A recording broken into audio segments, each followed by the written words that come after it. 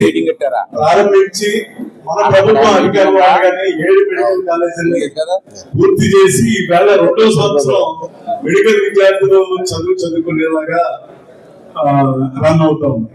మిగతా కొద్ది ఇంచుమించుగా 10 మెడికల్ కాలేజీలు కూడా సగం పూర్తి అయిపోయి మిగతా సగం డిఫరెంట్ స్టేజ్లో ఉంటాయి.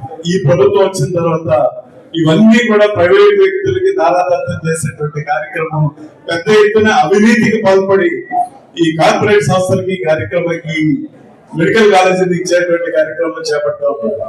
దానికి మన నాయకుడు, మన పార్టీ పెద్దల ఆదేశాల మేరకు 175 నియోజకవర్గాల్లో అందరి దగ్గర నుంచి దీనికి ప్రభుత్వం తీసుకున్నటువంటి ప్రైవేటీకరణ వ్యతిరేకంగా 1 కోటి సంతకాల కార్యక్రమం అనేది రాష్ట్ర వ్యాప్తంగా తలపెట్టి ఈ రోజుతోటి సంతకాల సేకరణ పూర్తయింది.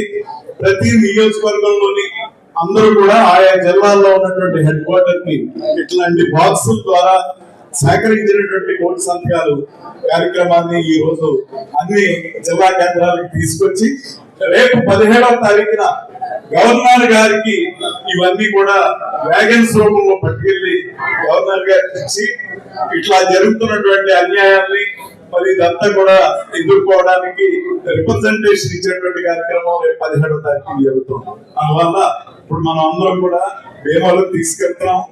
ఇవన్నీ కూడా భీమవరం పశ్చిమ గోదావరి జిల్లా హెడ్ క్వార్టర్ కాబట్టి అన్ని నియోజకవర్గాల నుంచి అక్కడికి వచ్చి అక్కడి నుంచి మళ్ళా ఈ పెట్లన్నీ కూడా విజయవాడ, అమరావతి తీసుకెళ్లి 17వ తారీఖు గవర్నర్ గారు ఇంతమంది ఉత్సాహంగా గ్రామంలో ఇంటింటికి తిరిగి ప్రతి వైఎస్ఆర్ కాంగ్రెస్ కార్యకర్త కూడా పనిచేసి అందరి దగ్గర సంతకాల సేకరణ చేయడం ద్వారా అందరికీ కూడా ఈ ప్రభుత్వం ఇలా చేస్తున్నటువంటి ఈ కార్యక్రమాన్ని విస్తృతపరిచి ప్రజల్లోకి తీసుకెళ్లి ఈ రోజున ఈ ముగింపు కార్యక్రమం జిల్లాకి అందజేస్తా ఉన్నాం. 17వ తారీఖున పెద్ద ఎత్తున రాష్ట్ర వ్యాప్తంగా గవర్నర్ ని కలిసేటువంటి కార్యక్రమం జరుగుతాం. అందువల్ల మీ అందరికీ కూడా హృదయపూర్వక ధన్యవాదాలు.